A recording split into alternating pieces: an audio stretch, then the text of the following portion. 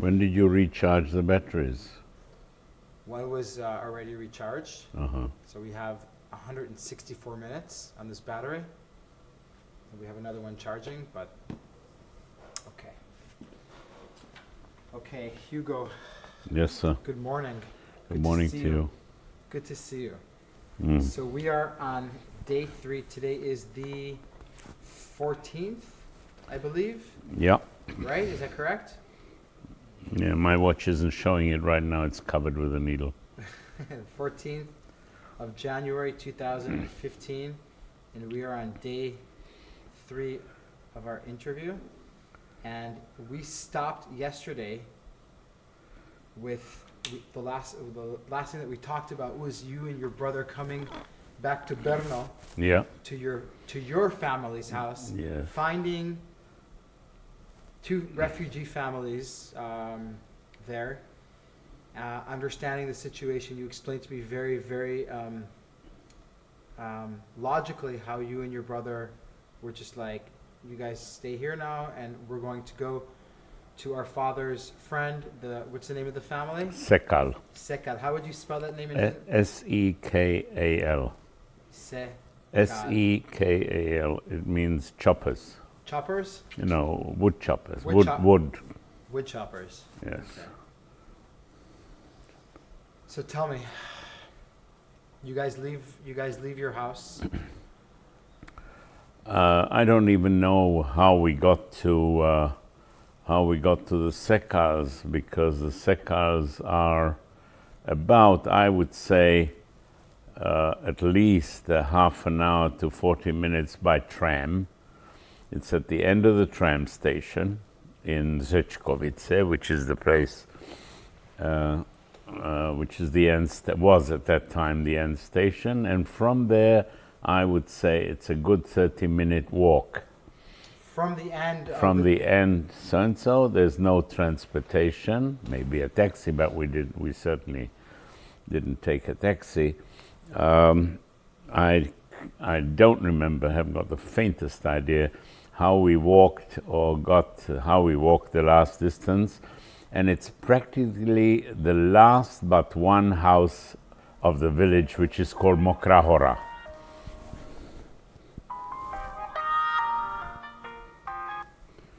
כן, אביבה? באיזה קלות אתה מוותר עליי. אם אני הייתי אומרת לך יומיים לא נתראה, מה אני רגע, אני כבר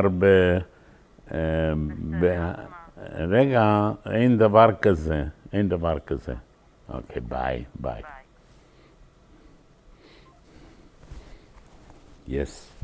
It's amazing how sometimes we forget how we got somewhere, but we know we were there. Yes, Okay, yeah. So the only thing that I remember very clearly, and of course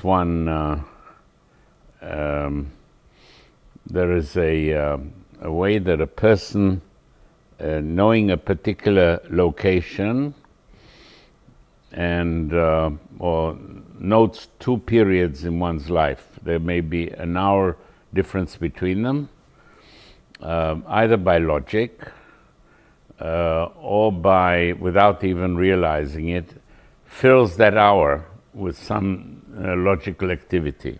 Like I came from one place to another. Obviously, I either took a cab, or a train or a tram, or walked. I couldn't fly between those 2 points.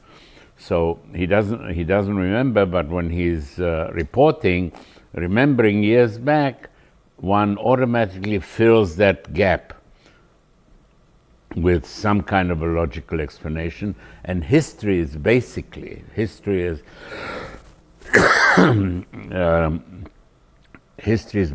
made up of facts which are found in documents, and historians or whatever who writes the history fills it in with what one would expect took place between these 2 facts. That's the way it works. So the only thing that I remember arriving at the gate, it's a very modern villa, Bauhaus type villa built in the 30s, white, 3 stories and a flat roof, which is very unusual at that time, except for the Bauhaus thing. There is a garden, I would say, of approximately something like, I would say 4 dunams. At least 4 dunams, and it's surrounded with a fence and a very wide gate for vehicles to be able to drive in up to the house, which is about 60, 70 yards from the gate. And right next to it is the local village swimming pool, where I think both my brother and I learned to swim there. But going back to that return, we come to the gate, and my dog, Emir, which the last time I saw him was in 1939, most probably not the day before we left, but during those few days before we left. It's an Airedale, and it's I would say it's at least 2 feet high. It's a big Airedale. Fantastic dog to me as a kid, to all of us, but it was basically mine. His name was Emir, E-M-I-R. And he comes to the gate. The gate is closed. It can only be opened from inside or by pressing electric lock. He jumps up to the gate, and as I come in, he starts licking my face. Obviously, it's not a dog that jumped up to Rudy, to my brother, or to anybody else. He wouldn't normally do that. And he stuck next to me all the way into the house and sat next to me the whole time. I don't know what exactly. Obviously, we got food and we were shown to the room, to the place where on the 3rd floor there was a room where we used to stay in. The beds were the same beds, Slavonic style of painting on the wooden beds. And this Emir, like yesterday, got under the bed. For a whole week he didn't come out. He wouldn't drink water. I brought him water, food. He left everything and died within a week. What? Yeah. So, the dogs, I think he must have been like 10 or 11 years old. But I don't think he died of old age. I think he died that he was, left him for 6 years, sort of, as we said to each other that he was disappointed that we left him for such a long time. Something like that, like that. Abandoned. Tell me, anyhow. Tell me, because I know that this family plays a big role in your Yeah, life right now. yeah. There's the father. What's the father's name? The father, the son of my father's army friend who died of a heart attack many, many years ago, most probably when I was small. His son, he had a son-daughter. The son was Tonda, which is like Antonin Sekal, Tonda Sekal, and Louise, which was his sister. And Louise, by that time, when we came back, no longer did she live? Yes, I think they did. But Sekal is the family name of where you are right now. And what's the father's name? Tonda Sekal. Tonda. So Tonda's father and your father were army buddies. That's is that correct? right. Correct. Okay. And Tonda was a tennis coach like my mother, Right. and a skiing teacher in winter like my mother, and his mother. We were so close that we called her grandma. Exactly. Okay. Exactly. So Tonda is about what, 10 years older than you? 15 Oh years? yeah, I think he died. He must have been like no more. Because he was younger than your father. He was younger than my father. He was, his father was much older than my father. He must have been when my mother, we're talking about 1945, my mother would have been 44. I would say he was between 34 and 37, Okay. something like that. And does Tonda have any children? Tonda had just got married. Apparently before we came, just before we came. Okay. Yes. So you arrived to Tonda Sekal's house, and how does he greet you? Oh, he greets us. A fantastic relationship existed before, because he was sort of younger than my mother, and we skied together and played tennis and so forth, and we were always there, sometimes at weekends and definitely for holidays and so forth. So we were very, very close, and not only close to my father and mother and so forth. It was a place where I learned to ski on a mountain right next to, I would call it a mountain, it was a mount right next to the wooded lands at the end of the village. As I said, it was the last but one house. Right. And he was a director in the National Insurance Company. So he's a well-off guy. Well off, no. He lives off wages, so not well off. Well off are people who are in business. Okay. Okay, so I would say middle class. Oh, yeah. Middle class. Yeah. I didn't say it like a millionaire or Okay, a billionaire. no, I I just said well off. understand. He's okay. Yes. He's got a big house. Yes. But- Yes. The house is shared between him and his sister. Mother's not alive anymore. Grandma isn't alive anymore, and he with his new wife is I think on the second floor, and his sister, who by that time has a daughter already, is on the first floor, something like that. So anyhow. what is talked about when you guys first meet? First of all, you asked them about your parents? When was the last time they saw that? Like, what do you guys talk about? I think the main subject is around what happened exactly. In other words, what happened, what does he remember of them being taken away and so forth. And this is when, for the first time, we hear of the way the night of the 27th of March, 27th of March, 42, somehow the news gets to him that they were either told they were going to be picked up at a certain time, they had to report with suitcases at a certain place, that's the way it worked. So they had a chance to advise Tonda and the family that they were going to go to Teres, they were being taken away.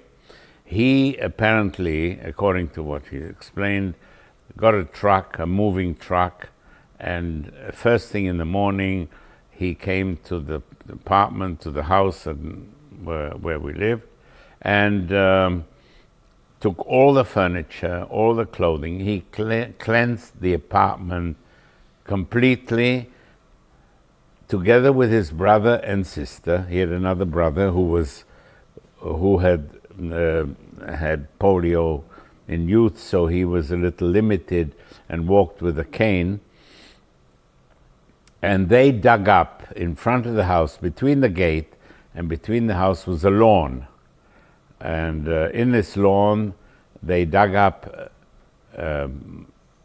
according to him, most probably they had help from other people, they dug up a hole and they lined it with concrete and tar paper. And they moved everything into this. It must have taken a week or so to do all this, because I'm sure they didn't prepare it in advance, because they didn't know in advance. Maybe they did. Anyhow, this is the whole, the depth, at least of that top shelf there. To the ground? In the ground, in the grass, in that lawn in front of the house, right in front of the house, between trees, between 3 or 4 very special trees. He tells you about this. And he tells me that's where, so all the stuff is there, and we're sitting there, we just arrived. We of course fed, they prepared food and so forth, and we should go to the room and so forth. And then finally we sit down in the evening, and he tells us what his sister and his brother is not alive anymore. The brother died in the meantime, the grandmother died. And tomorrow morning we're going to open up. And tomorrow morning, with the help of some couple of workers and so forth, we're all there. And the covers are, I don't remember if he used sleepers. You know what a sleeper is? No, what is that? A sleeper is a railway, between railway lines. Keeping the distance between 2 railway lines is either wooden or steel. In those days, heavy wooden blocks to which the rails are attached. They're called sleepers, double E. And either there were concrete blocks on top, certainly was not corrugated iron. It was either, I think there were sleepers. On top of this hole was sleepers, and the grass was growing on top of this wood. So there was no outside. If I remember arriving there, he said, it's here, and you couldn't tell that it was there. So it was hidden very well. Oh, no, it was completely on there. And there was, next to a tree, close to the tree, I remember, was a slit, which was covered with a piece of wood. And through that, he would throw the letters that came in and the documents that came in during that period since 42. He would throw them and they would fall. And when we opened up and lifted these sleepers, everything was there, in perfect condition. There wasn't nothing was wet or damp. The clothing, the piles of paper, what should I tell you? Boxes of jewelry, everything was there. Money was there. Everything was there. The complete thing. The way they took it, as quickly as they took it out, they buried it, and we took everything into the house. How are you feeling at this moment? Like this is surreal. It's a very good feeling to find somebody who'd saved everything. Your whole home is there, Normally it was the exact opposite. Yeah. Well, anyhow, first of all, some of the money, we were still at a time where the money could go we could go to the bank. This was all protectorate money, marked with, if I remember correctly, it's called protectorate money or something like that. I really don't. I remember there was something on the money. The old money was marked somehow, apart from new money, which was most probably minced as well at that time. I was speaking of paper money.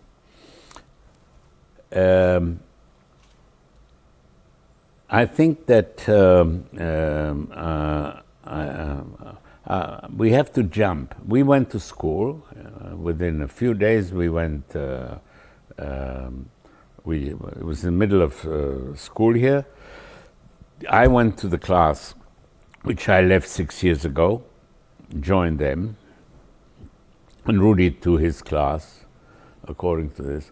And I'm going to jump 1 year ahead, more or less. When my uncle in the United States, my mother's youngest brother, writes and says, you have to come to the United States. You can't stay there alone, blah, blah, blah. They all knew the Sekas. The whole family knew the Sekas because whenever they came from Vienna, they would stay with us and so forth. So they all knew each other.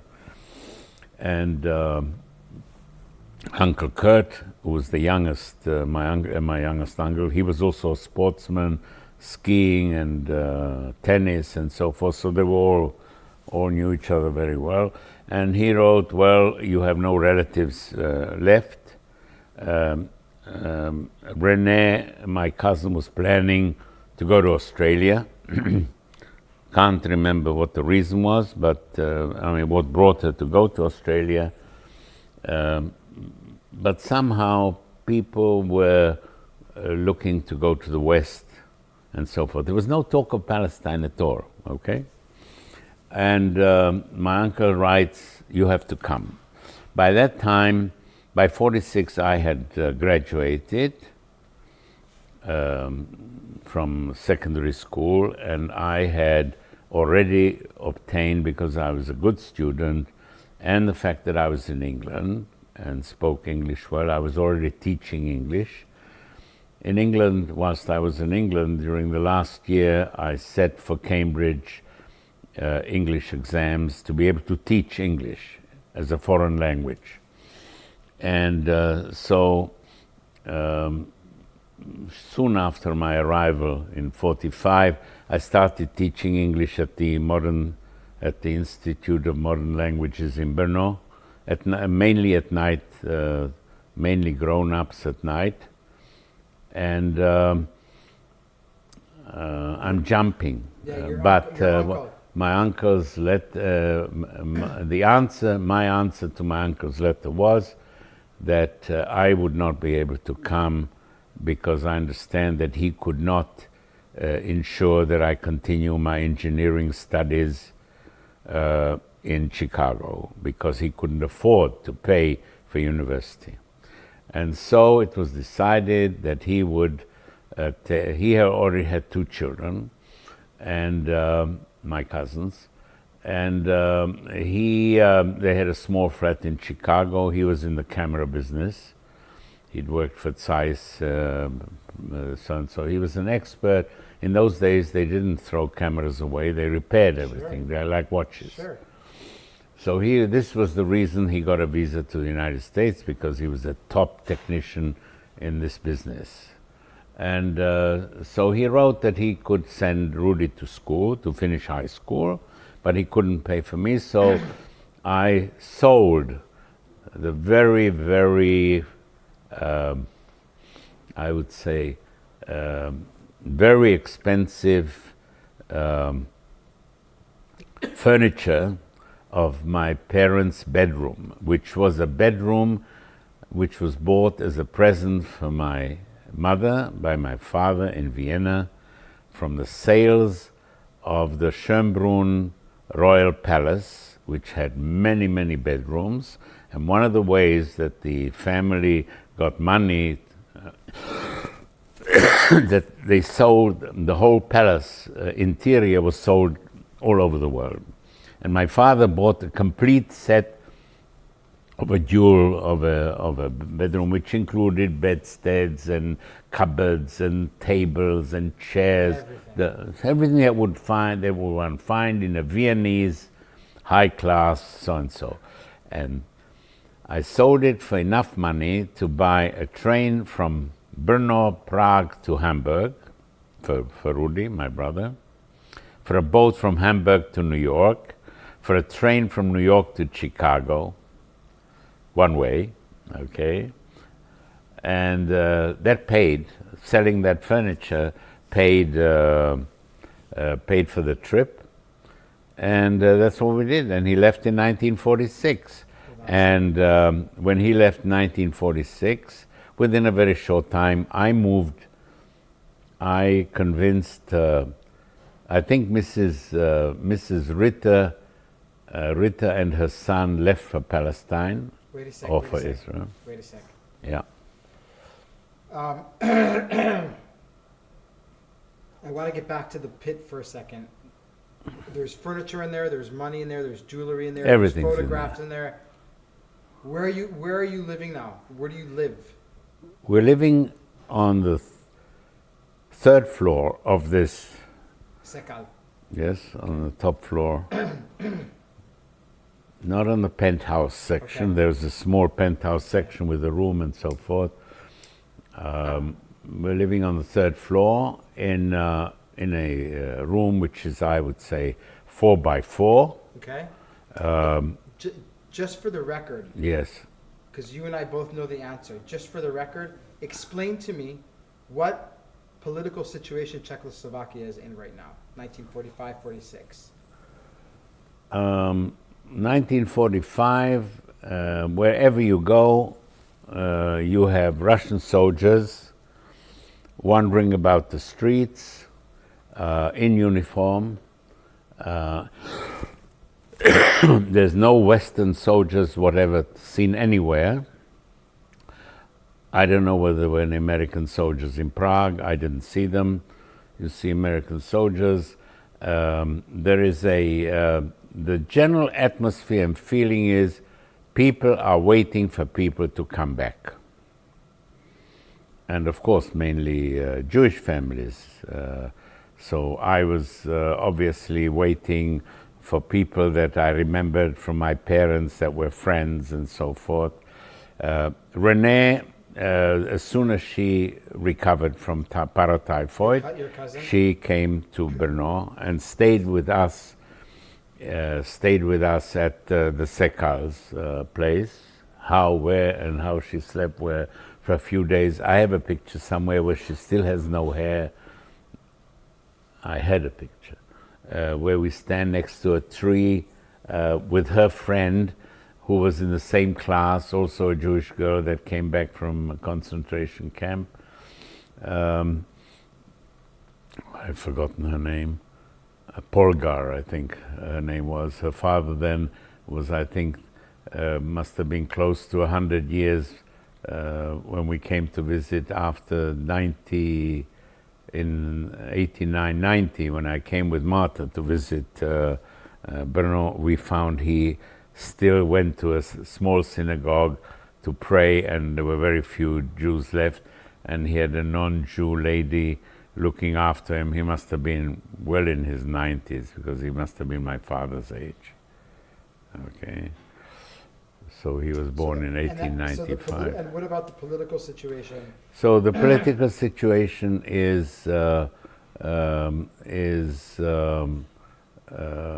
President Benesh is back.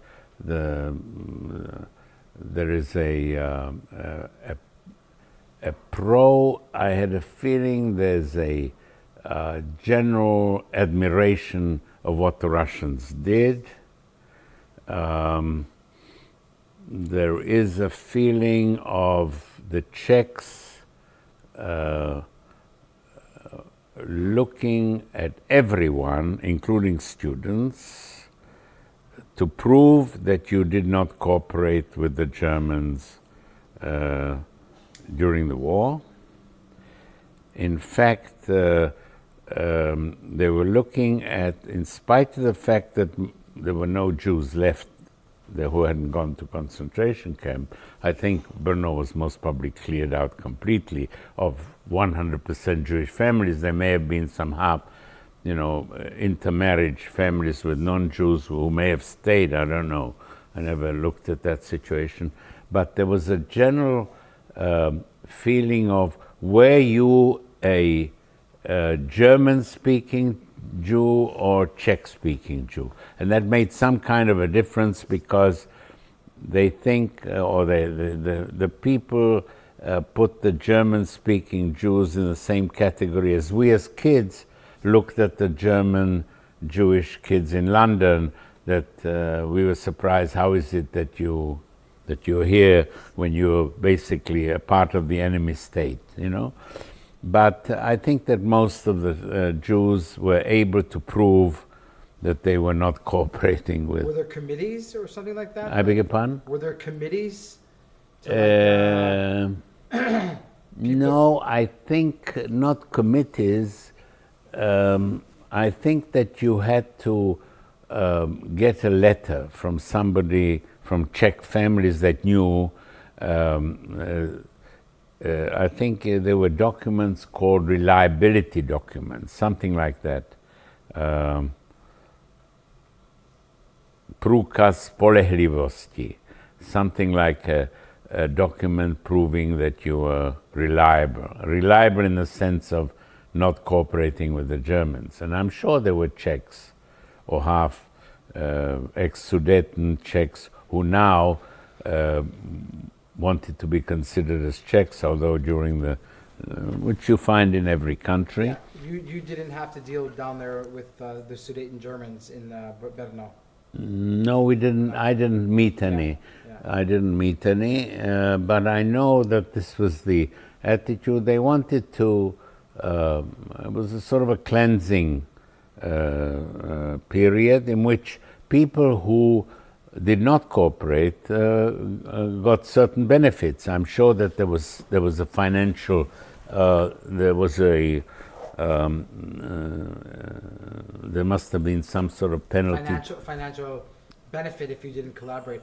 Also at this time, and I know that this is not happening in your area, but also at this time in Czechoslovakia, 3.5 million Czech Germans are completely.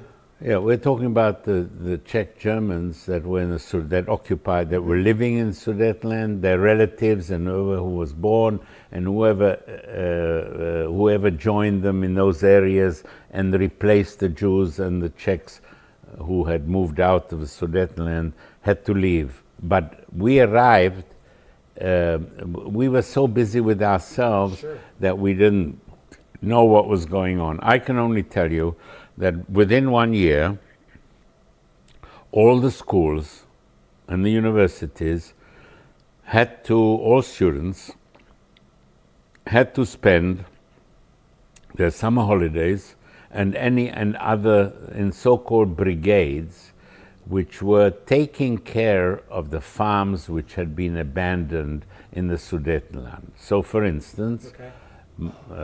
I remember in 45, and the end of winter of autumn of 45, I was on a brigade with my Octava, which is where we matriculated, as you want to call it, or graduated from high school.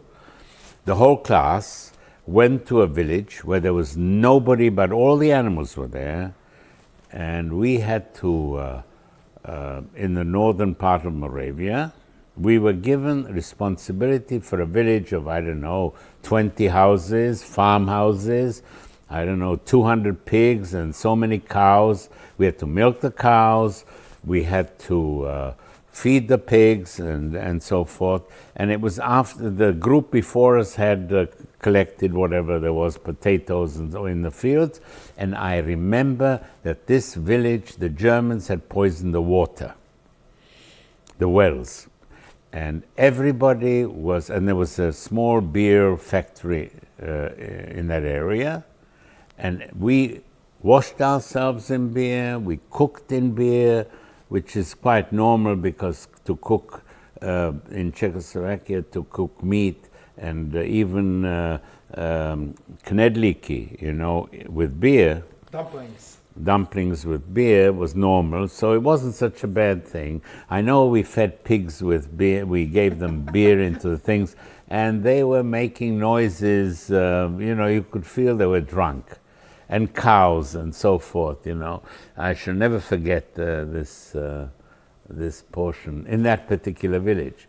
I think in the summer of 46 we were in another village. They were called brigades to maintain these animals alive and until Czechs. And there's some villages I know to this day apparently have not yet been completely abandoned because the Czech government has opposed to this. And you're saying also at this time the people in the Czech Republic, in Czechoslovakia, have more of a sentiment towards the Soviets because A, they liberated them, and B, the Czechoslovakian people feel a little bit betrayed by the British and the French. Absolutely.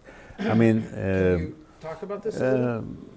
The Czechs did not put the blame on the French. I never heard the fact that Daladier and Chamberlain and Hitler and Mussolini were all there and so forth. They put the blame on the Germans, period, and not on I never heard on the British. And that feeling exists there till this day.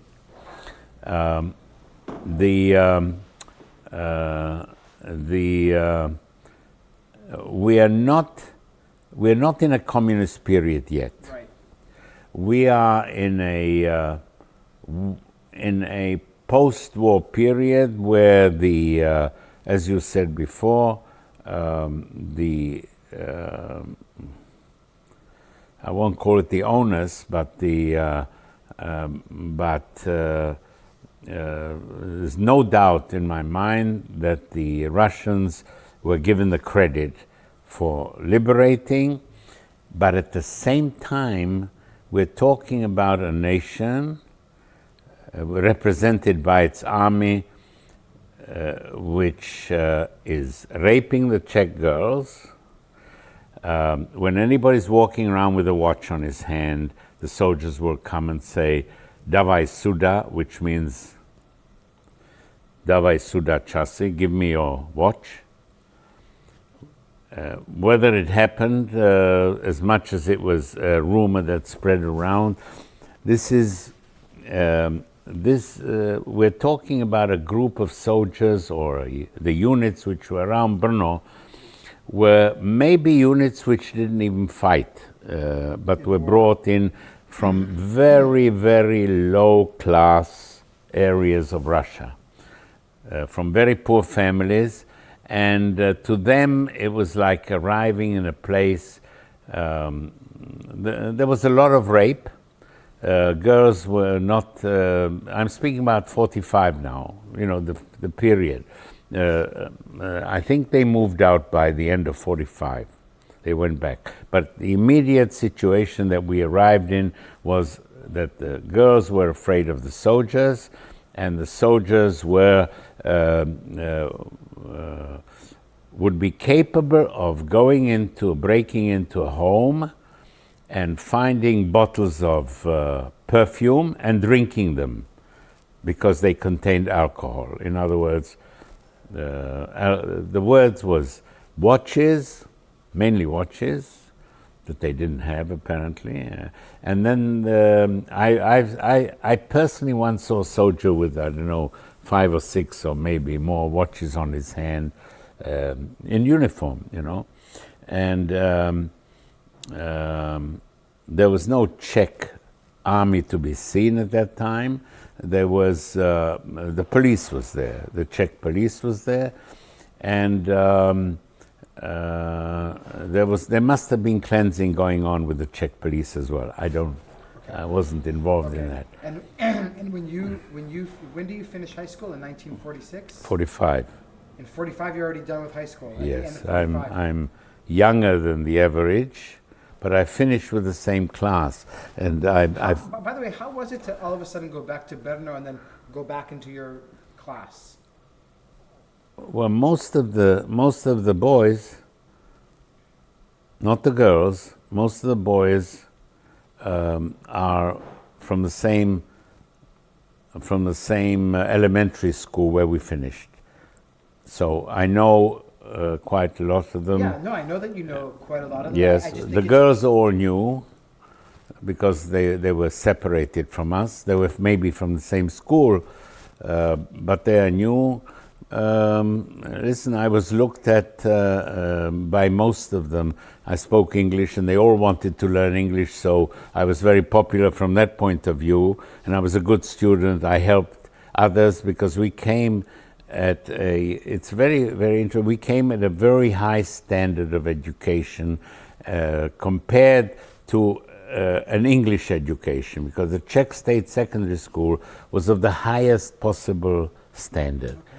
Okay, in addition to having English and French, okay, and they had, and now everything was Russian was brought in because they wanted to, not because they were forced to. Later on, when the communists we were forced to learn Russian at university. Okay, you couldn't pass a maths exam without passing Russian exams first. You finished high school. Yeah. Secondary school in 1945? I finished, yes.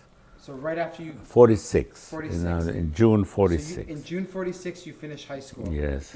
When in 1946 does Rudy go to Chicago? Why? When in 46? Most probably at the end of the year. Do you remember your saying goodbye to him? Do you remember, did you, no.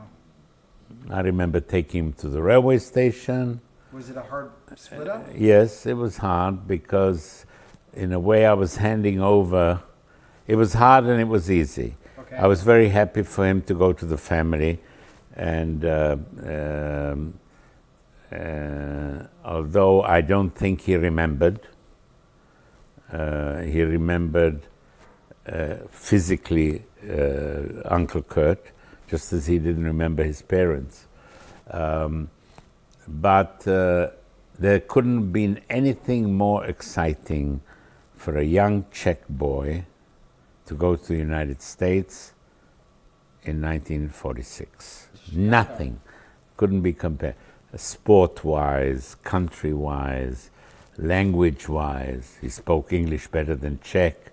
In everything for him, it was just going to heaven. Taking a trip, going by boat again, and so forth, you know. And getting out of my clutches, I will use that word. Were you hard on him? I was father-like all through the entire war, and especially after we came back. He wasn't too keen on learning, so I also had to force him to do homework and so forth. Force him. I always used my father's and mother's sort of messages to him, which didn't mean anything actually to him because he couldn't, he had somehow forgotten. He knew from pictures, this is my mother and this is my father and so on. But that's it, he couldn't remember, place anything. He remembered where we played soccer. He remembered where we, he didn't remember the apartment, but he remembered where we played football. Wow. For me, it was, for me, in a way, I must admit, in a way, many times I thought about it, whether it was a release for me or whether it was traumatic for me to letting him go. I think because of the happiness that he was going towards. He was happy about it. Oh yes, very happy. Okay. He was happy to get so from... that happiness that he had kind of fed you and maybe made you feel a little bit more relaxed. Oh yes, no question about it. I remember when he came to Israel after his wife died with his 3 kids. I wanted him to come and settle here. In fact, Martha found a widow of an Air Force officer who I'm going skiing with, by the way. And Martha wanted Rudy to live in Israel, bring the 3, he brought here with the 3 girls. And and there were 2 reasons why he didn't stay in Israel. Number 1, he didn't want to marry Yonina because she was too strong a woman for him, because he had a very, very nice Jewish girl, had 3 daughters with her. Second reason was that the girls had boyfriends and girlfriends that were in that critical age, 12, 13, 16, and so forth. They wanted to go back to their boyfriends, and the main reason, as far as he was concerned, why he agreed with the girls, he could have imposed, was that he didn't want to get back into that situation where he was the entire war. With you. Okay? With you. Under me, yes. Hello? Hi, nazdar. Já právě tu sedím a před nějakým fotoaparátem a mluvím historii. Tak my si promluvíme později, dobře? Dobře, tak zavolej. OK, zavolám. Bye. And we're going to just a little bit more about your brother, because I think it's a very important aspect here that we're talking about. Because it's just the 2 of you. That's it. Yeah. And, do you guys know at this time, 1946, before your brother leaves to Chicago and you're finishing school, do you guys kind of understand that your parents aren't coming back? Or no question about it that they're not back. I have not accepted by this time in any way or form that my parents wouldn't come back. People were still coming back. People were coming back from Siberia, mainly from the Russian side. In other words, they were taken to concentration camps. They were released by the Russian army, and they moved to all kinds of Russian sub-states and so forth. The war was still on, so they didn't come back to German-occupied Czechoslovakia. So there were stories of a lot of them disagreeing with the communist system, being locked up in gulags and all sorts of camps in Siberia, and people were arriving. Is there a place where you're going to, where you're checking occasionally about your parents? Is there all the time? All the time. All the time, going to lists in the Jewish community of people who returned. But in a way, there was a time when to this day, I look at films of people in concentration camps, and there were lots of pictures of groups of people in various camps and so forth. I don't know whether I mentioned to you the way that after the war they listed how they looked for people. Yeah, you told me. Yes, okay. Yes. So at this point in time, in order to, my father had a store, so it was taken over by the Germans.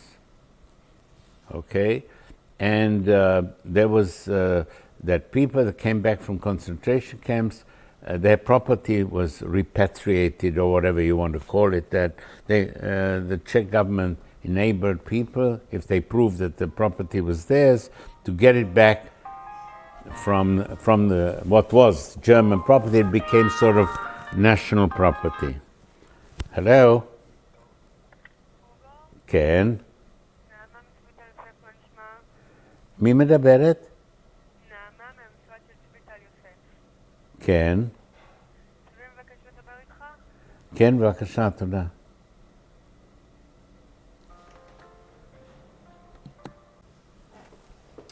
We were talking about My brother. Yes, Rudy going back and just.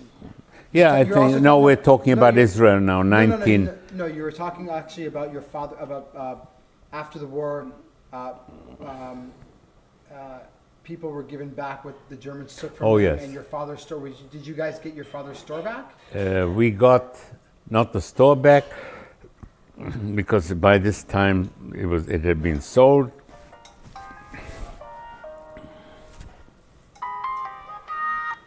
Hello. שלום. אתה פרסמת אוטו למכירה? נכון. זה מרצדס B200, ואם אתה רוצה... Okay. Yeah. So your father's store wasn't, you guys didn't get it back? No, we. There were two stores. The store which belonged to my uncle Walter, and there was the store which belonged to my father, and there was a lawyer by the name of Pooch, P-A-U-K, who I knew from the documents had been my father's lawyer, and he worked on receiving reparations. I don't know what you would call it, compensation. Instead of getting the store back, financial compensation to the value of the goods that were there. And you're dealing with all of this?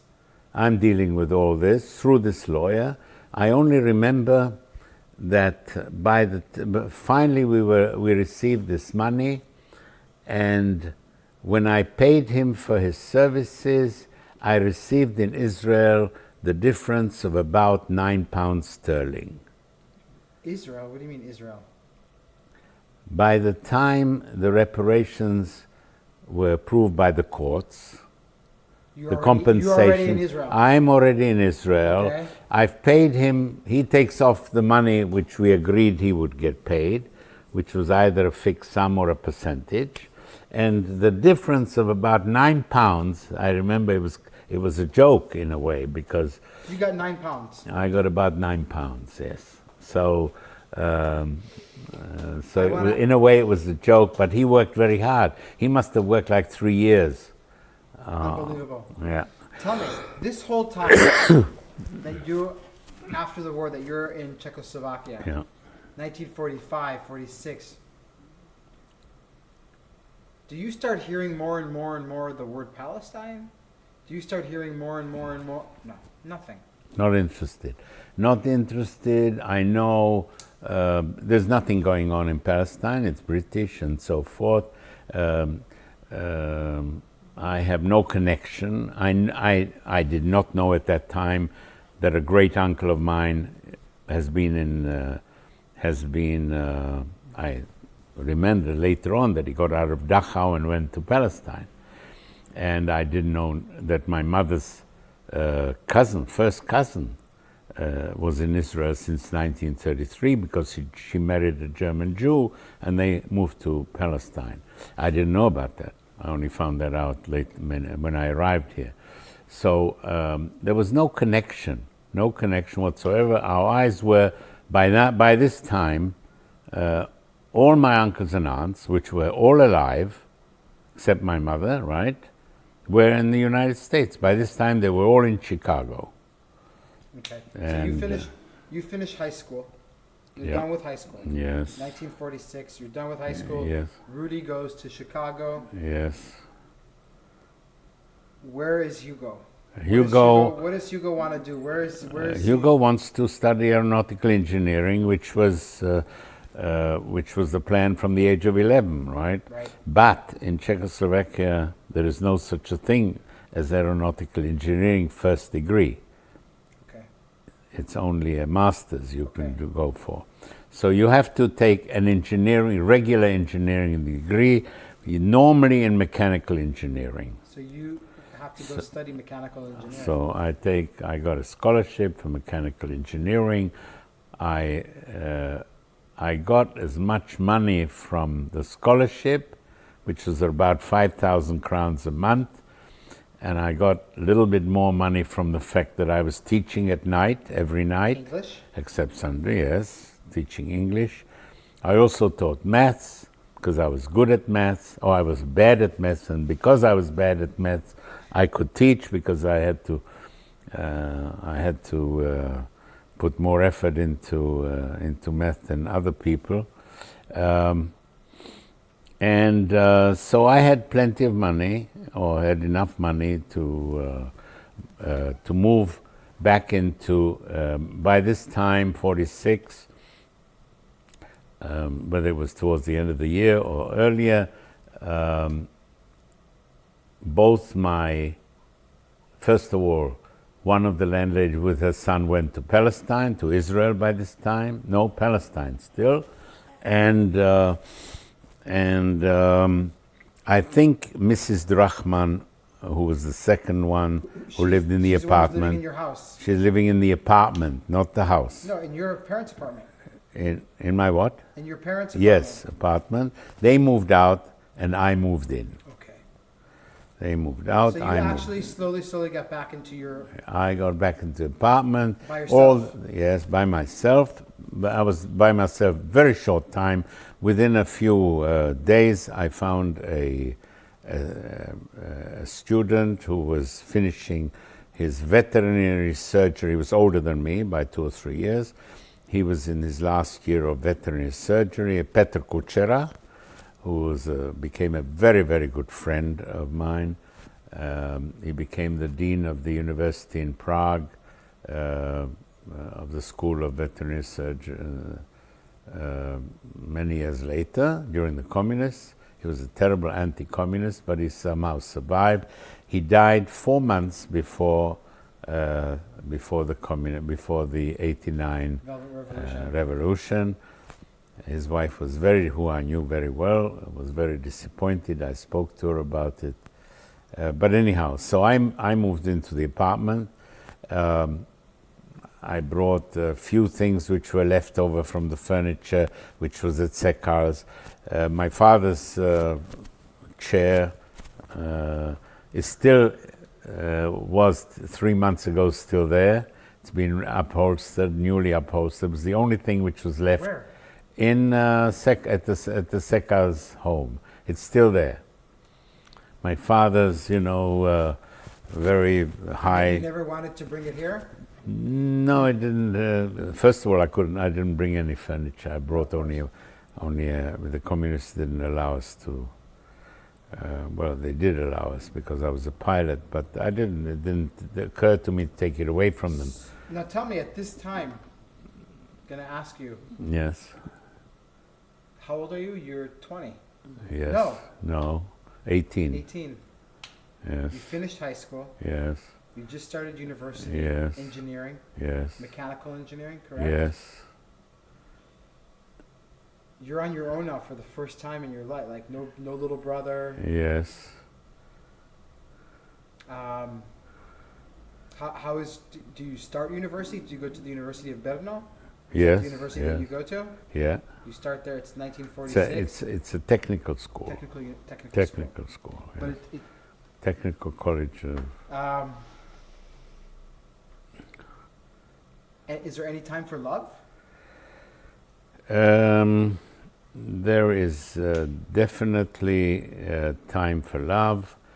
Our English teacher she was an English woman who came in 1945 to teach English at the secondary school, and I was already teaching at the Sun. So when we were in the Octava, which is the top class of the secondary school, we were very good friends. No love affair and so forth. But when I started teaching, my first girlfriend was the secretary in the modern school. Her name was Yarina. And I remember her very clearly. Her name was Yarina Musilova. And she was the daughter of the headmaster of the best technical school, not the university. There were Průmyslová škola, which in Czech is a sort of a technical college. It's between university, and it's for people who finish 18, who finish secondary school. It's some form of a technical secondary school, okay? Her father was the headmaster of this school, and she was the secretary of the offices of the Modern School of Languages. And we met in the elevator, and we became very, very good friends. In fact, she claimed that she was in love with me, so I said, I'm speaking about now, I'm jumping to 48. It's okay. So I said, if you're in love with me, we'll go to Israel, you come to Israel with me. I'd finished the pilot's flying course by that time. And I said, you come, you marry me, and we go to Israel. Oh, I'm not going to any wars and so forth. So it means you don't really love me. And so it says, and if you don't want to stay here and you want to go to war, means that you don't love me. And as you don't love me, I'm going to marry a friend of mine who loves me very much. He's a doctor of medicine. She was captain of the Czech volleyball team. This woman, Yarina Musilova. So she was very tall. She was tall, yes. She was as tall as I was. A very nice woman, and a very nice young girl. And she married him. And when just before I left for Israel, they invited me to spend a night with them. They lived outside of Brno. He was practicing medicine as a doctor in some area, and I went to see them, say goodbye to her, and so forth. We're very good friends also with her husband. And so you're starting technical school to be a mechanical engineer, but you actually want to be an aeronautical engineer. An aeronautical engineer. What does I want to fly. And what does an aeronautical engineer do? Can you just explain to me An aeronautical engineer normally would work in a aircraft manufacturing plant. He would be involved with the aspects of design of aircraft which are not mechanical. In other words, aerodynamic, the shape of the wings, the weight of the aircraft, the... No hydraulics, you're dealing with shape, No, could form. be. Not designing detailed... that doesn't mean that we haven't had aeronautical engineers that are not working in mechanical sides of things. Okay. But we're talking about those aspects which have to do with the very specific differences between a machine that is on the ground and a machine that flies, Okay. and enables it to be airborne, whether it's a helicopter, a rotating wing, or a fixed wing, or it could be missiles or unmanned vehicles and so forth, like models flying around. Okay.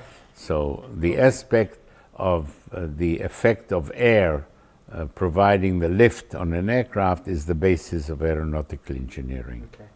And you start school. Yes. When and where? We're still good with time. I hope. When and where does the whole issue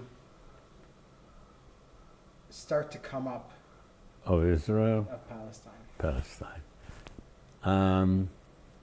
Because as far as I know, up until now, it's not even on your agenda. No, it's not on my agenda, not even...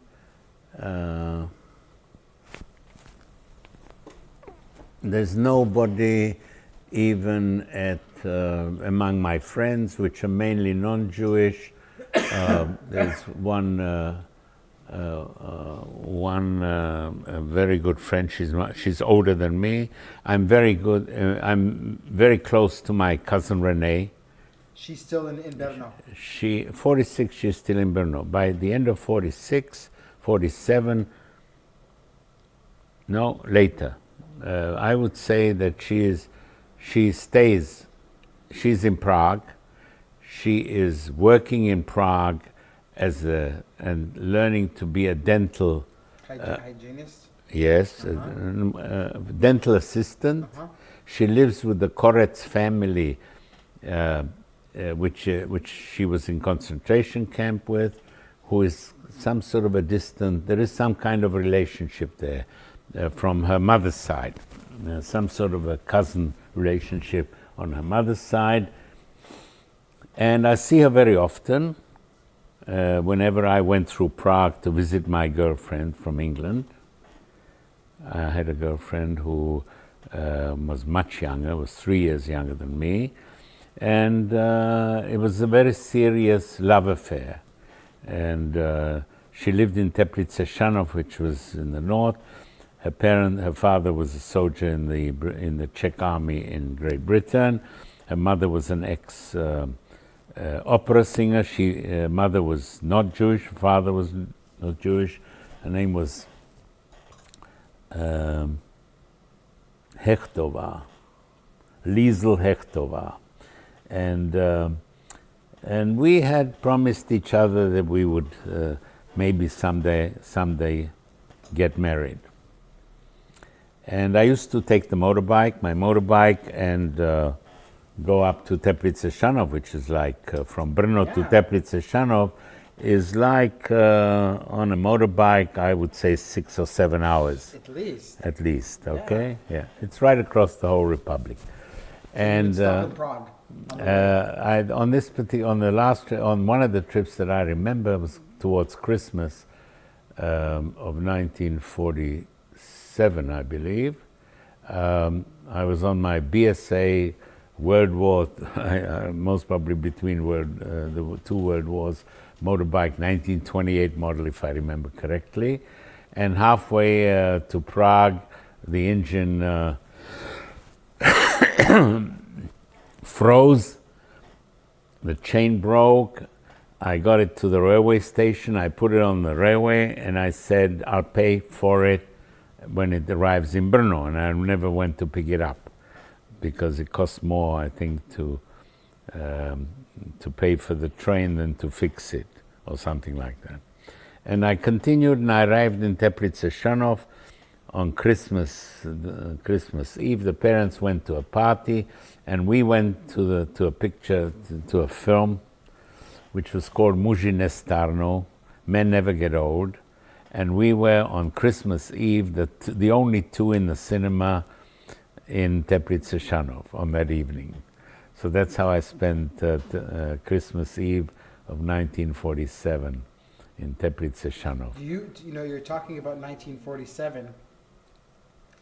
On November 29th, 1947, the United Nations decides to partition Very good. Palestine into an Arab and a Jewish part. Do you remember this? Yes, I remember. For some reason or other,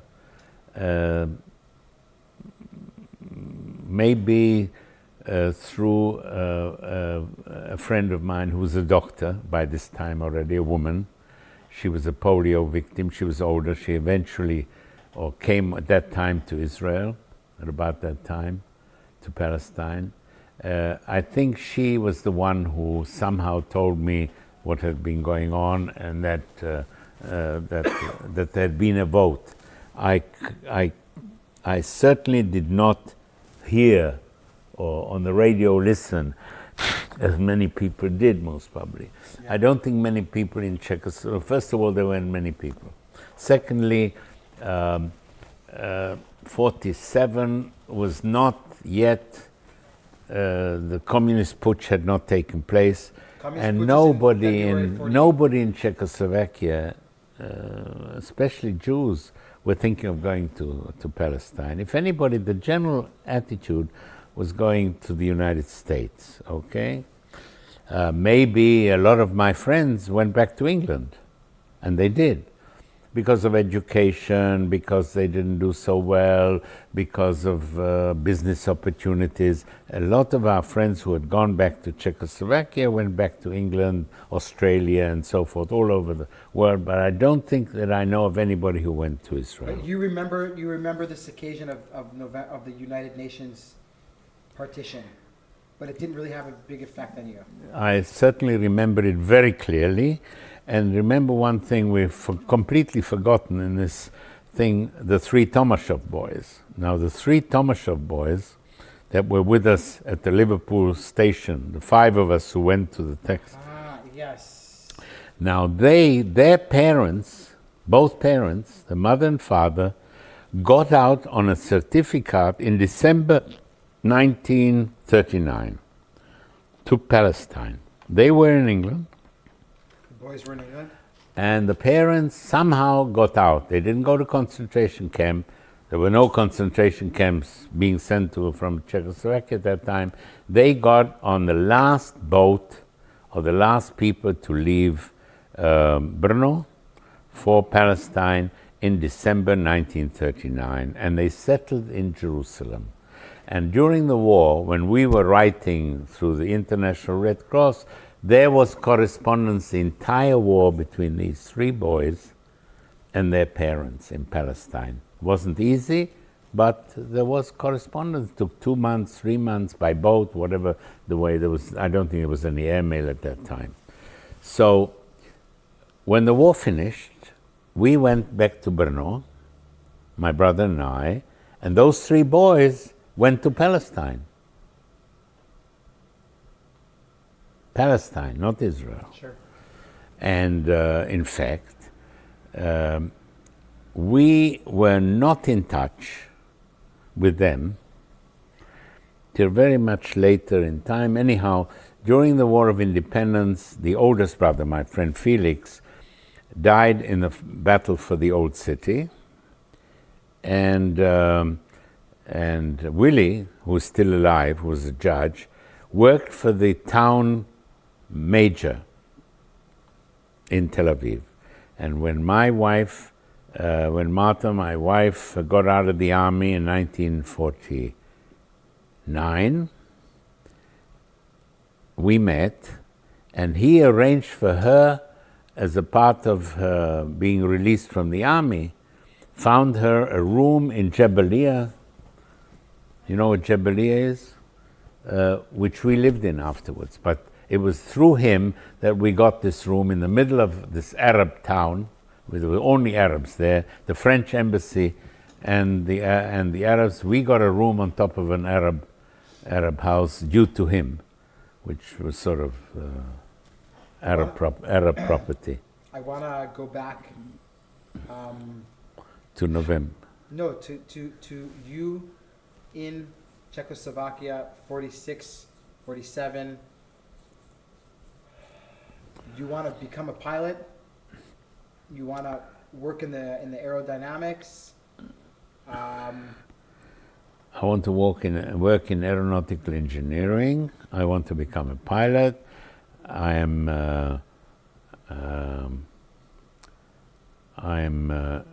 not a very good student, as opposed to all my previous good student days. I'm speaking about I'm having difficulties because I'm spending a lot of time teaching, but I get on okay, and we get to a point where one day, coming out of the, we're in 1948, 47, just after must have been like December 47, soon after the declaration Of the United Nations? of the United Nations, a guy by the name of Gad Polak, I think he spelled it with in Israel with double L, but I think in Czech it's Polak. Polak is a Polish guy, yes, Gad Polak, speaking Czech, approaches me as I come out of the university. He obviously had information about me, and he came to me and he said, "Are you Hugo Marom?" And I said, "Yes." "You were in England during the war, and you were in the Air Training Corps," which is the, if you remember, I told you. Sure. Okay. The Israel government has made an agreement with the Czech government that they're ready to train pilots and mechanics for the Israeli Air Force, providing you join up, you're healthy and so forth, and you pass the medical, you will be sent to finish a flying school. Didn't mention where and how and what. And we would expect you to stay in Israel for 6 months, and then you can come back and finish your military service as a pilot. And we need about 100 candidates to go for the medical, to choose many less, because, and I would like you to go through all the Jewish students at the university, and find for us, other potential candidates. And I was very, very happy about the possibility of learning to fly. So within hours, I started looking around Now, the university. can you recall roughly what month and what year this happens? Oh yeah, we're talking about December, Christmas time, 1947. So this is before the establishment of the state of Oh Israel. yes. This is before December 1947. Okay, Gad Polak. Definitely. Gad Polak is the guy who recruits you, basically. Yeah, and he's a kibbutznik by this time, but he's originally Czech.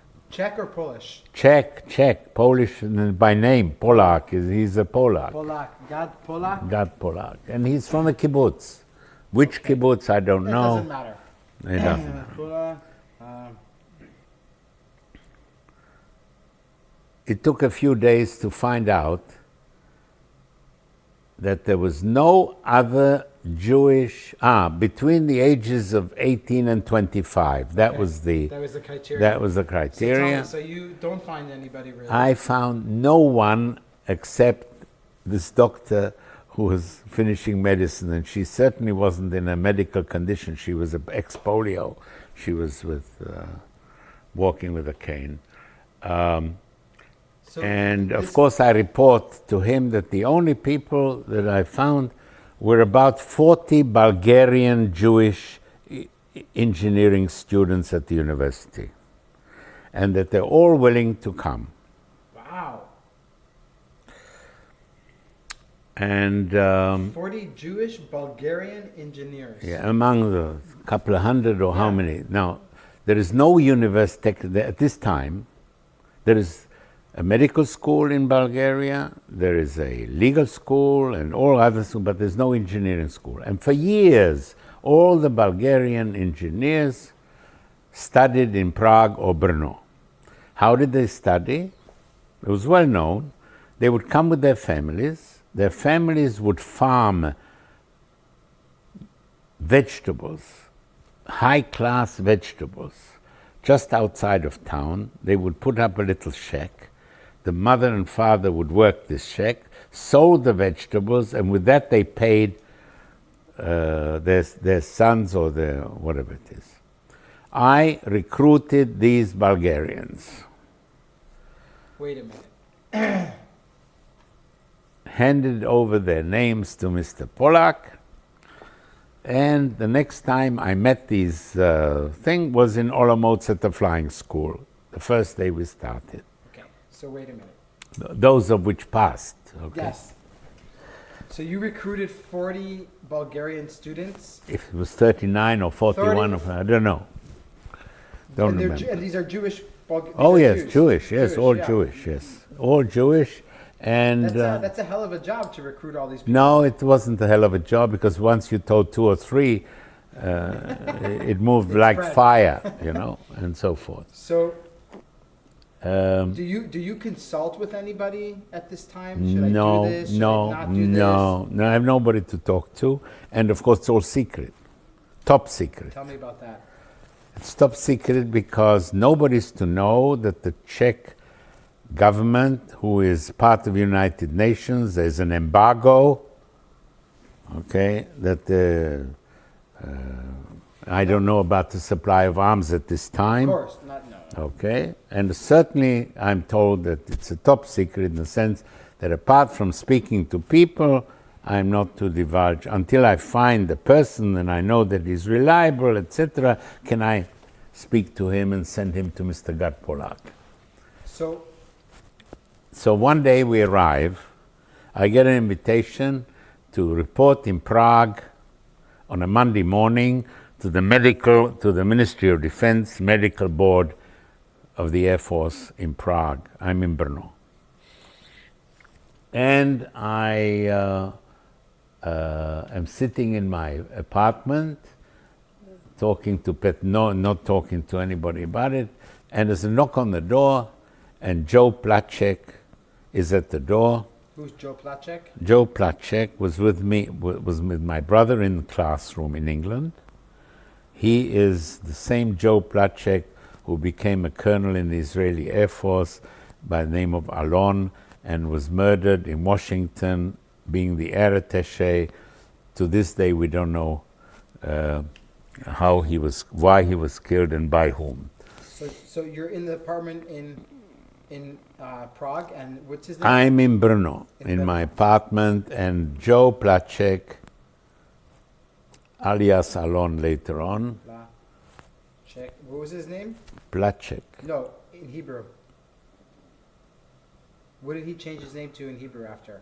When he was in the Air Force before he went to, like Alon? everybody else. Alon? Alon. He changed his name to Joe Alon. Joe Alon. Yosef Alon. Okay, so he comes to your apartment. And he is drunk from a party celebrating.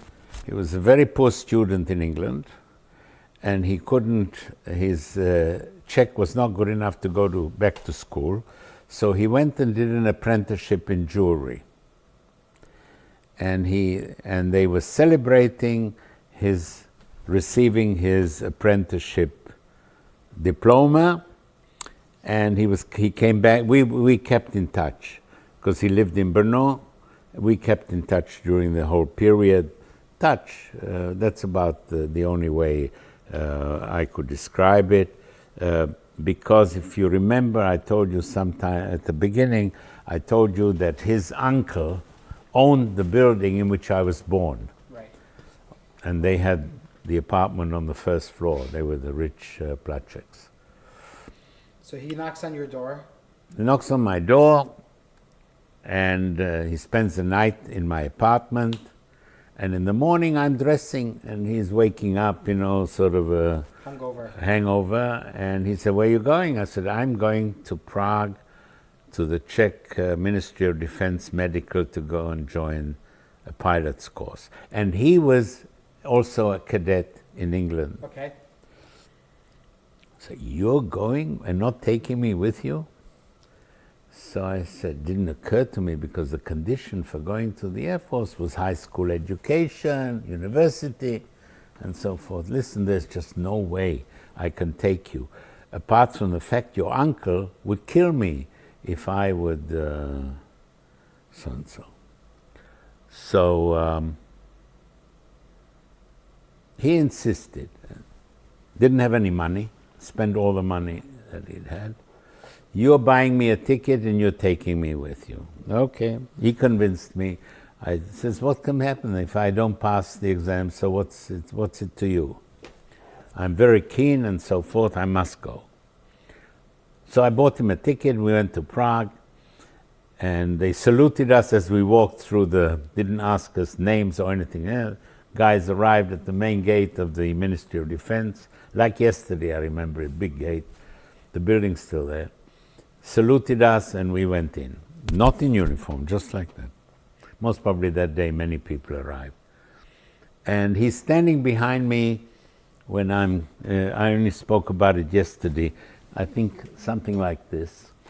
A guy comes and takes blood with a tube like this, sticks it in here, and the blood starts coming out. I faint.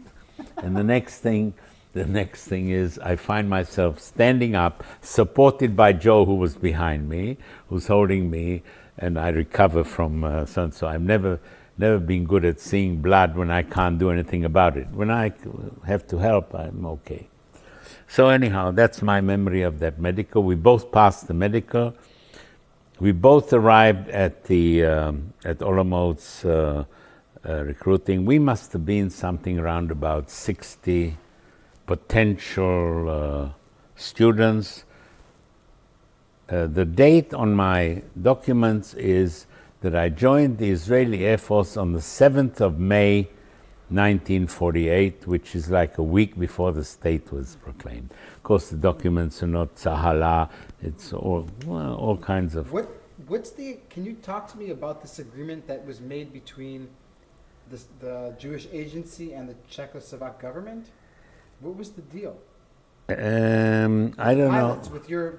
the deal was, from what I understood at that time, that the Czech government decided to secretly provide arms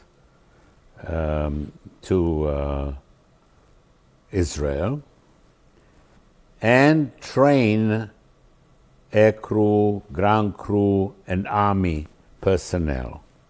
I knew very little about the army side until I met my wife.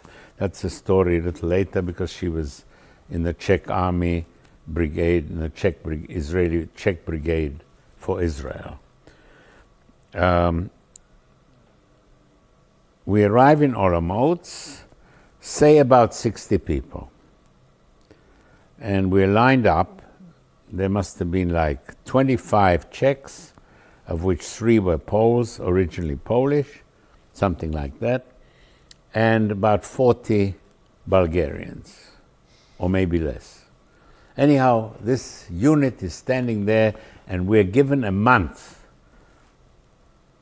During May, we are supposed to finish ground school. What month is it? What month do you start? I would say May. You start in May? I think so. I think it's May, June, something like that. Because you're recruited in December 47. Yes. Maybe it was earlier. I don't know. But as far as I remember, I would have to go down to my logbook and so But you forth. think the course started in May of 48? I think so. Our course, which was Okay. the first course that Yeah. started.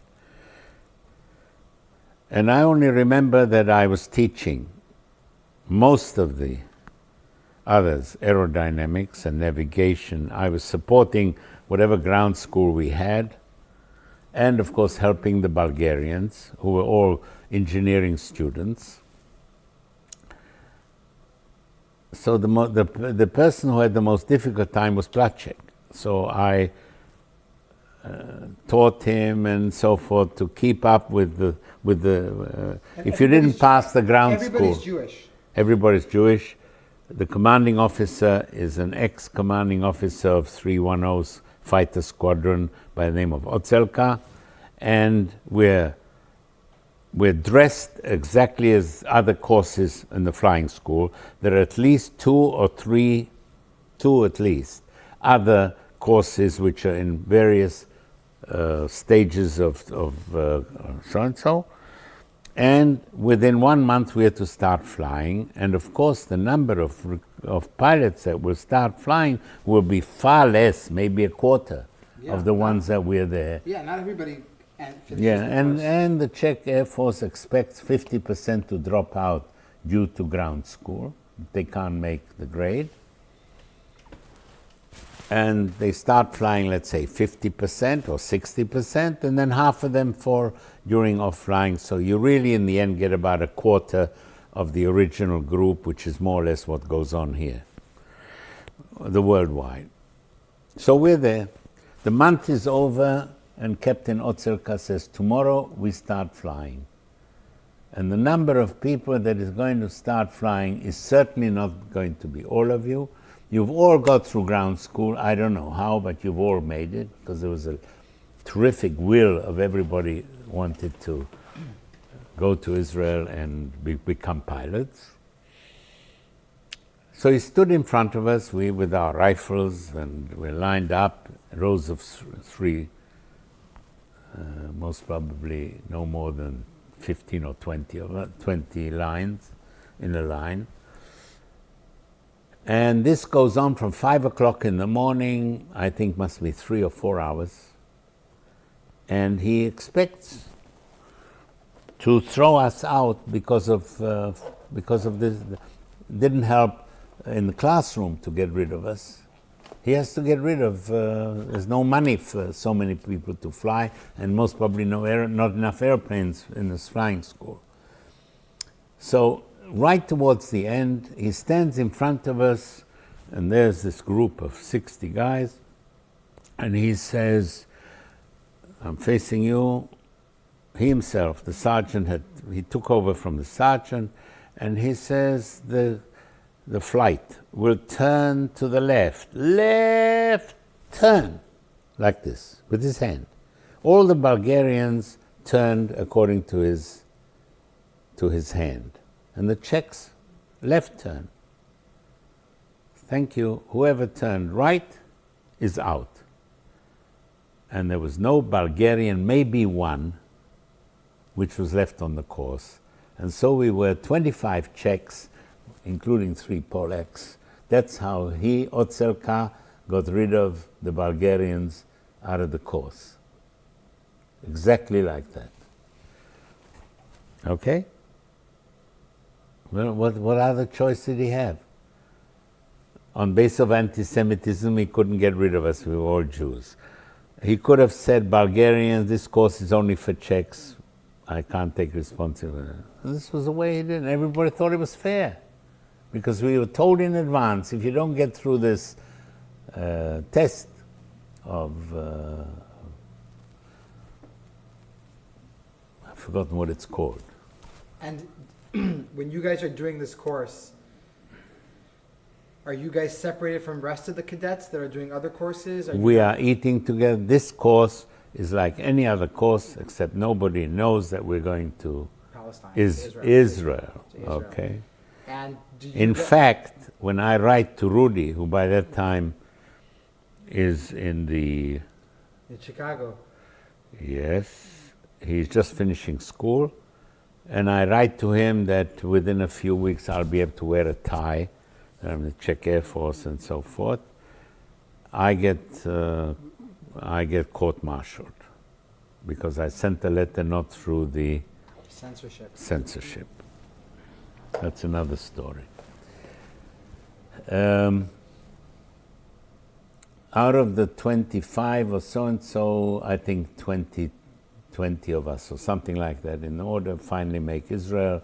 Those that are sent out go to the mechanics school, and they pass out and come to Israel as mechanics. When we finish elementary school, elementary flying, which is about 45 hours on the Bicker, which was a German-Czech trainer side by side, fully aerobatic. A group of about 17 pilots with private licenses from Palestine, from Israel. They had Palestinian licenses. They all flew in the Palmach and so forth and had British private licenses, arrive to take a military course. And they go to elementary, and instead of flying 45 hours, they fly 25 hours. And then they go to advanced flying training. But they are like this. They're not allowed to talk to any of the Czechs. They get up, they go to the showers hours before. They're not allowed to talk in the showers where there might be some Czechs. They were dressed as everybody else.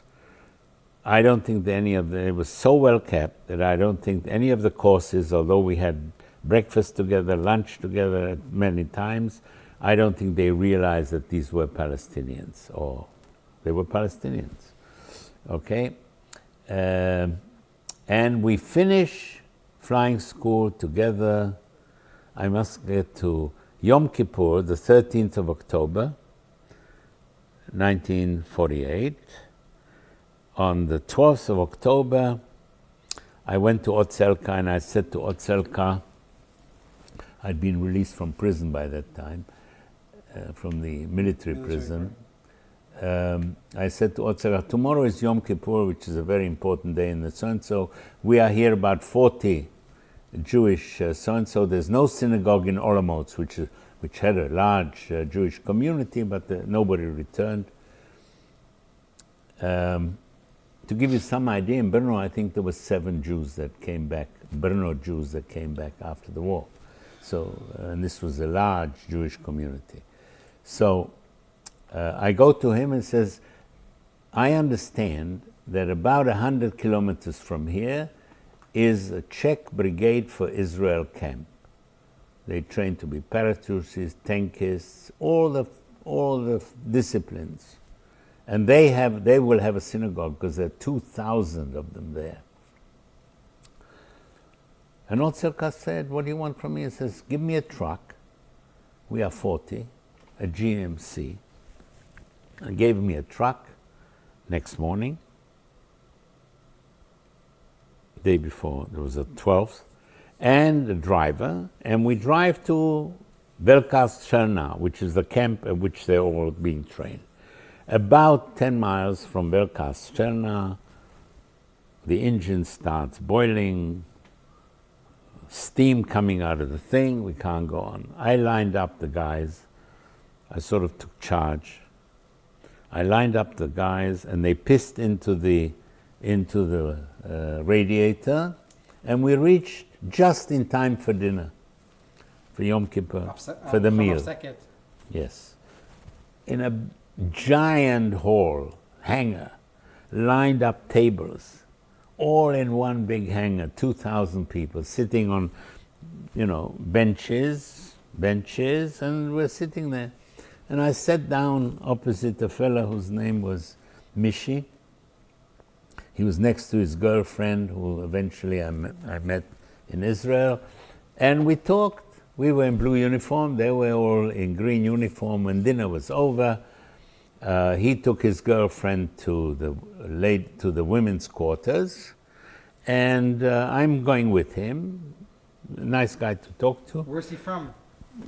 He is from Slovakia. Slovakian Jew from Košice. And we arrived at the barracks. What was this military camp? A Sudetenland village, which was converted into a military camp with areas for tanks and paratroopers and commando and gunners and drivers and so on. And we arrive at this house, which houses a farmhouse, among all the farmhouses that were there, which houses a women's quarters.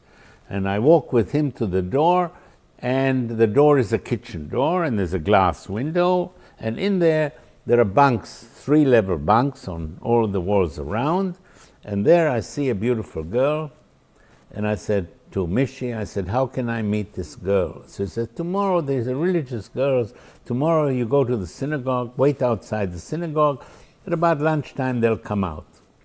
That was It's it. Yom Kippur. The next day is Yom Kippur. Okay. So Joe and a friend of his and so forth, we made sandwiches for Yom Kippur. And outside the synagogue is a T-34 tank. So we took our sandwiches, we park ourselves inside the tank. There's room for at least 5 people there.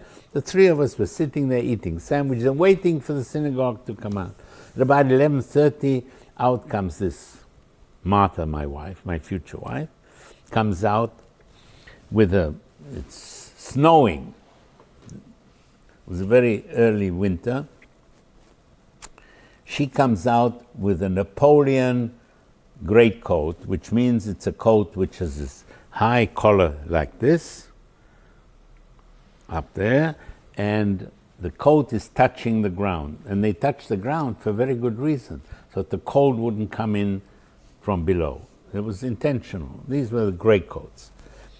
She comes out, I walk up to her, can I join you and can we walk around, blah, blah, blah, and that's how we met. And we spent together from lunchtime till 6 o'clock in the evening. I found out that it was her birthday on the 13th of October, the same Yom Kippur. So every 19 years, it's the same day. I took her address and so forth, and that's how we met. 7 times later, on the 7th meeting, we married on the 30th of November. This was 13th of October, and we married in Košice on the 30th of November 1948, and she left. Wow. And you're an Air Force pilot, you're like... Yes, I finished the course by that time. Uniform, I have You're a big shot, you got the wings, you got... No, I don't have wings, No? because that would give away the whole business of Israel. I'm in uniform. Okay. And tell Senior me, cadet. The 2,000 people that are at the camp that you're... Yeah, they all go to Israel. So My wife is a tank trained as a tank carrier driver. You know what a tank carrier for? personnel carrier. Well, Personnel. Nagmash. no. No? The platform the carrier which carries a tank on top, a 40-ton tank or 50-ton tank, she drives the cabin which tows behind her. Okay. So that's her course. She gets to Israel and she goes to Hel Chimush to be an to work on optics. Just to give you some idea, the balagan, okay? She's trained as a driver. When we get to England a few years later, it takes her 5 times to pass her driving test in London for an English license. I went to the authorities and said, what's going on here? She's failed 4 times. So he looks up the papers, no computers, looks up the paper from 4 different examiners, and they all write the same thing. Too careful may cause a traffic jam. Yeah. That's the reason why she failed, okay? But she is with this 2,000 people, and it's kind of the same concept as your program. But Exactly. It's just but it's just infantry, and It's it's green. the same idea. Yeah, sure. It's the go on. same idea. It's to take these Jews who have survived and Yeah. get them trained and Yeah, get them to they were Palestine, there. They were all survivors. Yes. and get them to Palestine and Yeah. get them and To get Israel. Them to Israel. Yes. Yeah. Wow. Is there anything else you want to tell me about the course that you went through? Well, Before we listen. The course was. There were a number of people who were obviously at the beginning failed and were sent to mechanics courses. I must remember one. He's still alive, and he's the oldest among us. He's 89 years old. He owns his own airplane and did till 4 months ago, and kept on flying. Although he was failed in the flying course and sent to be an electrical mechanic, he became a very, very rich, a millionaire in Israel, set up a plant near Tel Aviv in Rishon LeZion, who made all the traffic lights in Israel and in Africa and other countries and so forth. His name is Har Shalom. His original name is Friedberg, which is a free mountain. How Shalom is How Shalom, and his first name Is Avraham. Avraham Avshalom. And what about Joe Alon? Is he still with you in this part of the course? Is he still?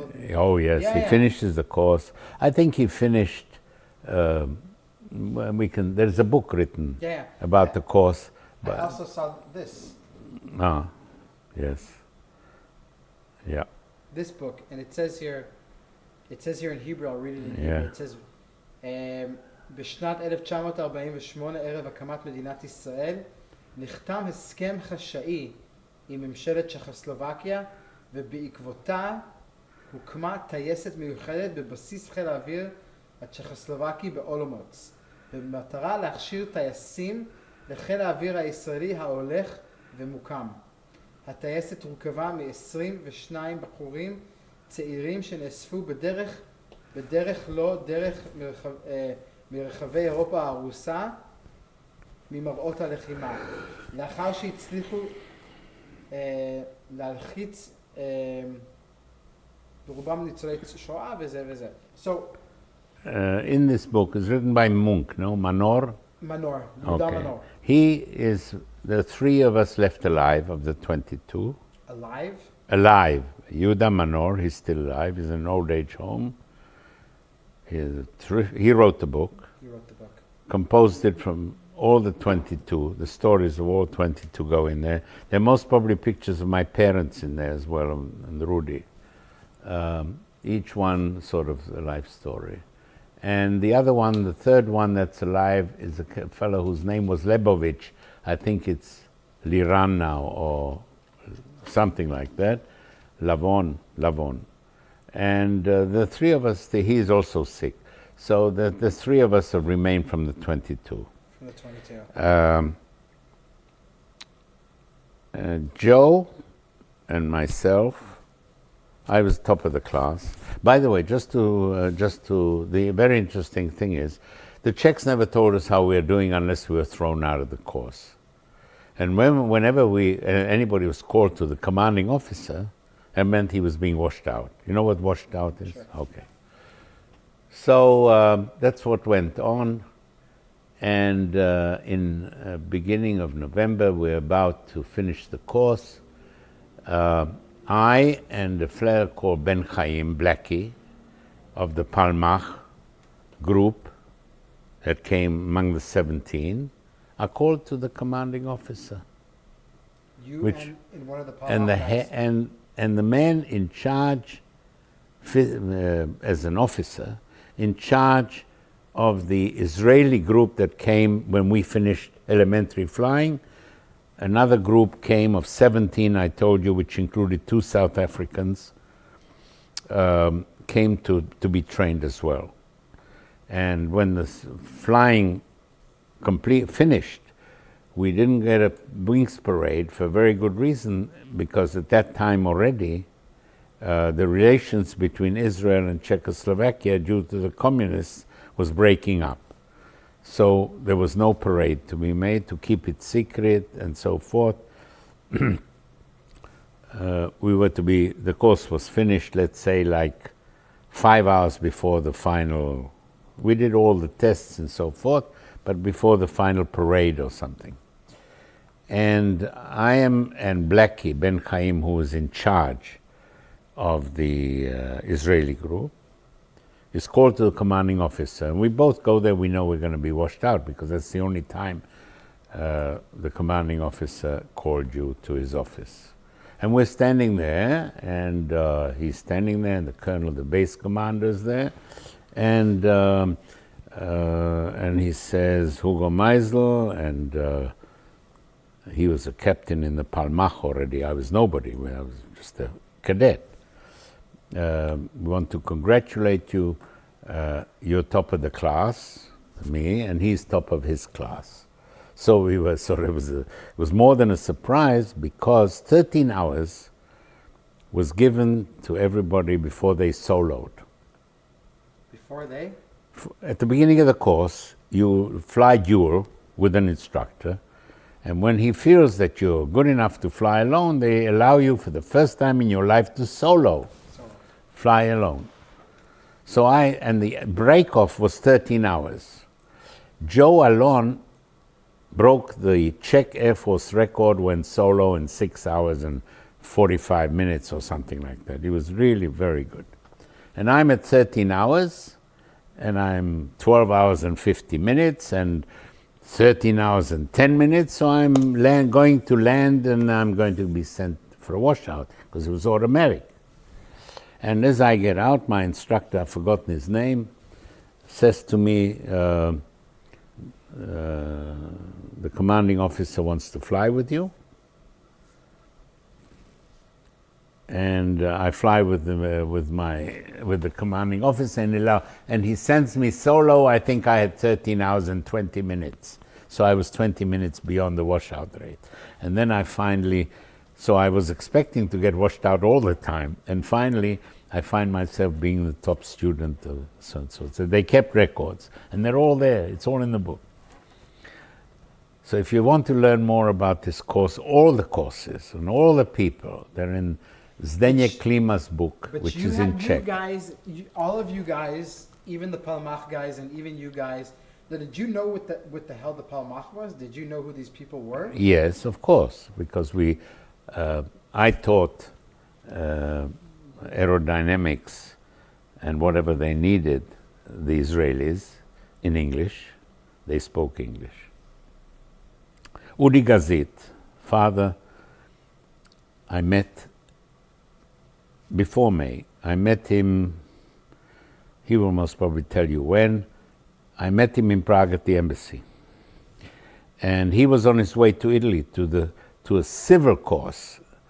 And I said to Schwarzman, to Shaya, his father, I said, why are you going to so-and-so? Why don't you come here and join and why don't they send you here to the Czech Air Force? So he said, Czech Air Force, only people who speak Czech.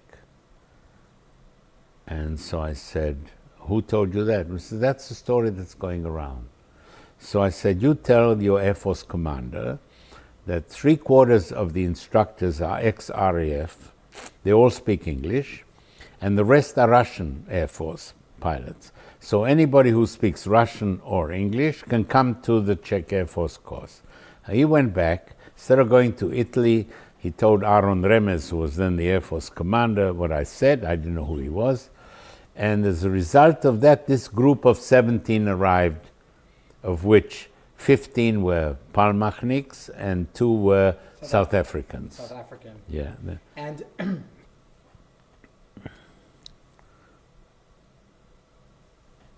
in February 19, I think if we have at least another 10 minutes, is that okay? Yeah. In February 1948, yes, there's the communist Pooch in Czechoslovakia. Yeah. Do you remember this? Of course. Of course. And the putsch is a result of the fact that a minority was ready, the communists were ready to take up arms to ensure their victory. That was our impression.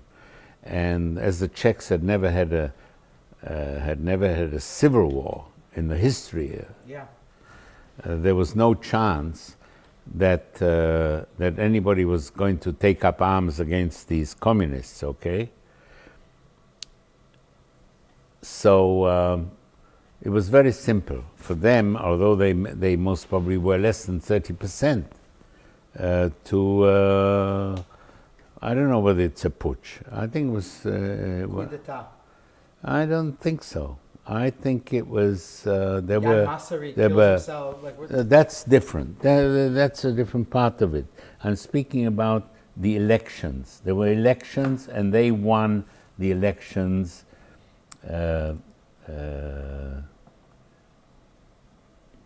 fairly. I don't think it was any cheating. I think they won the elections. Russians were popular, communists were popular, but they were in a minority. They were 30% maybe, something like that. It's all written up. I mean, I'm not an expert in this particular issue, but there was no fighting or anything like that. And because the Czechs do not... 1968, they fought against the Russians, shot at the Russians, but not against each other, although they should have really... like in Hungary and Poland, everywhere, in Germany, Eastern Germany, there was fighting. It's beyond the Czech. pacifists. Yeah, in that respect, Yeah. yes. I But you think remember that's... the pooch? How did it affect? I mean, it definitely affected the relationships between Israel and Czechoslovakia. It did eventually, because it did. It took time. 6 months. It took till November. What In happened November, in November. nothing. There was what was obvious. Apparently, the way it was sold, the whole business was sold to Stalin by Slansky and others, was that if we, the communist country, help Israel, Israel will become a communist country. Each one of those people that we are training will be a messenger of communism within a state, within the Middle East, which has the oil, and Russia is interested in removing the British, the French, the Dutch, and the Americans from the Middle East, and replacing them not only with communism, but mainly to get at the oil. That's the whole thing. And comes to light that anybody leaving Czechoslovakia by this time realized that he had no intention. I signed a document by which I said 6 months of war in Israel, and I'm back into the Air Force. I remember Otselka, before leaving, Otselka, just remind me your... he's the commanding officer of the flying course. He's an ex-RAF so. And he says to me, I'm not sure whether it was the base commander or the Otselka. Otselka says to me, I don't understand. You're about 600, 500, 6,000 Jews in Israel. He called it Palestine. And there are 150 million Arabs around you. What chance have you to stay there for 6 months? He says to me, you'll come back in 6 months, but not walking, but in a box. That was their attitude. They were helping a small country. They had very good reasons to help.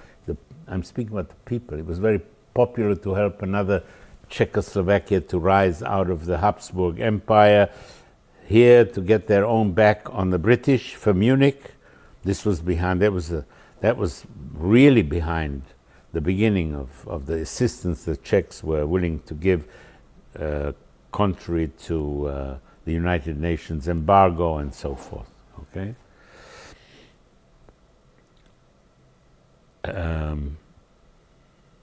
Anecdote.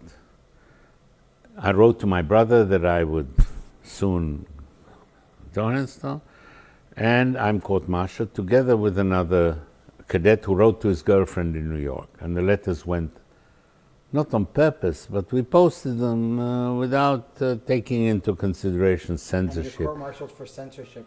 Yeah. How long do you go to jail for?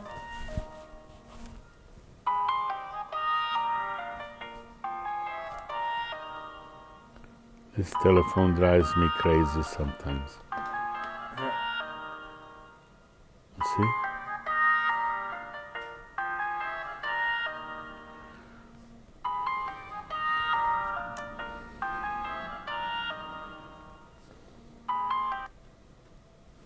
I'll call again. Okay.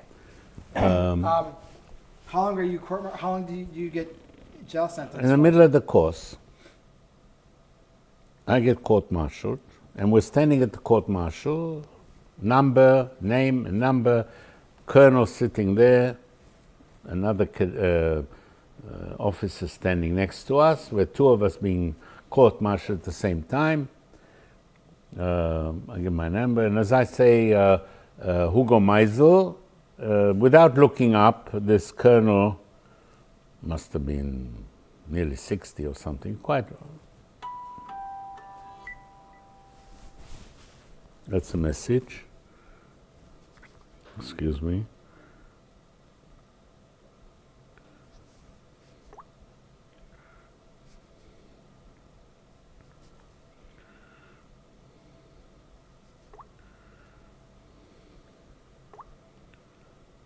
Tov.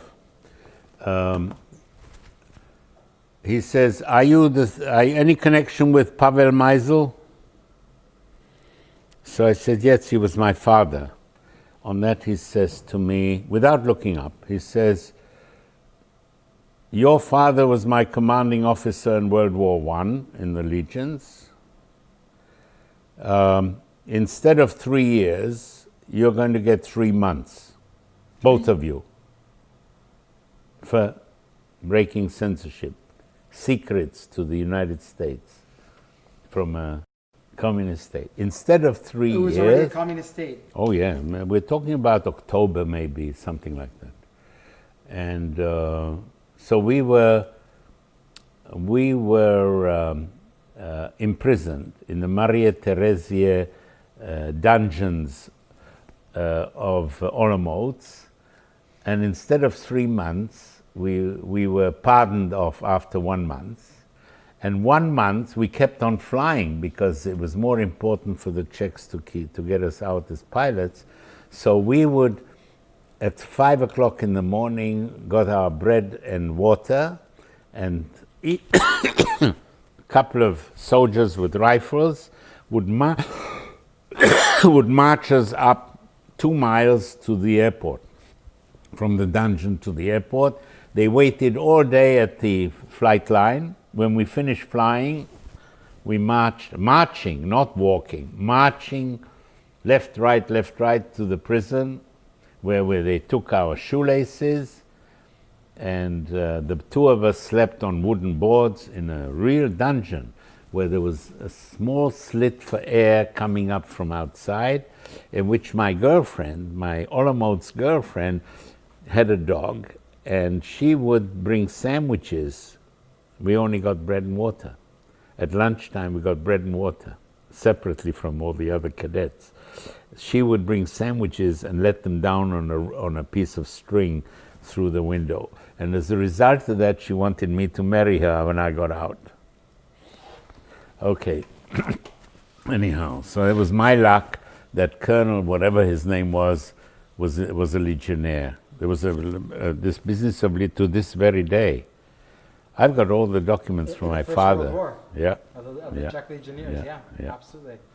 It's now, is it very clear in your mind at this time that there's a war going on in Israel? And yes. Do you hear the news? Do you hear about Latrun? No. Do you hear are you guys getting any information? Yeah, we're getting information. Because you're in a communist country where you're closed off. We're closed off, but we have 17 Palestinians, Israelis, 15 plus 2, who are in touch somehow with what's going on, telling us about all the war. They're teaching us Hebrew songs. We started learning Hebrew. Oh yes, very good friend of mine, Israel Lachovsky. I teach him aerodynamics, and he teaches me Hebrew songs. Anu Anu HaPalmach was the first song that I learned, okay? Mimetula ad HaNegev, you know? So, oh yes, all of a sudden we are very much in with what's going on. Does it we change? know, Yeah. we're chosen. Joe Feder, which was a Slovak who had a private pilot's license before he joined, he came from Slovakia, and myself are chosen to fly the last 3 Spitfires, which the Czechs, we're staying behind. Marta went to Israel, Okay, wait a minute. All the pilots went to Israel. You marry Martha in November of 1948, The 30th of November. 30th of November, Yeah. 1948. Yeah, I'm still in uniform. And she's in uniform. Yeah, but we marry not in uniform, in a rabbinical marriage. Where? In synagogue? Košice, Košice. Košice, which is the second largest town of Slovakia, Slovakia, yeah. yes. And Is that where she's from? no, she's from Karpatorusia, from a place called Nočselež, Velký Sevluš, and she came back to that part which was occupied by the Russians and taken away from Czechoslovakia. She returns from 6 concentration camps and death marches, recovers, with her mother and sister. Her brother and father don't survive. They come back, and the Russians don't let them out. They want to go to Košice. They don't let them out, and in September 1946, Rosh Hashanah 1946, they make their escape from Russia. And we're talking about a year and a half after the war. And on the border, in the early morning, the Russians hear them, see them on the border, and start firing and kill her mother and a few other people. And her sister and herself survive this shooting and find themselves in Romania, in the woods. It's on the Romanian border. We've been there since. And somehow through Hungary, they get back to Slovakia and get to Košice, and she lives under a false name of her cousin who didn't return from... Is that why you get married in Košice? Because that's kind that's where her home became, because her sister, whose husband was killed on the border, married 2 years later in 48. She married a friend. Okay. Hugo, we're going to stop for today, but before we stop, I'm a little bit confused with the timetable that I have here, and I want to just make sure that I understand the timetable of the dates and Yes. everything, and when you left for. Yes. You know. So basically, you're in this course for about a year. No, less. Less. From May till November. From May 48 Till November 48. from May 48 Till the beginning of November 48. Middle of November 48.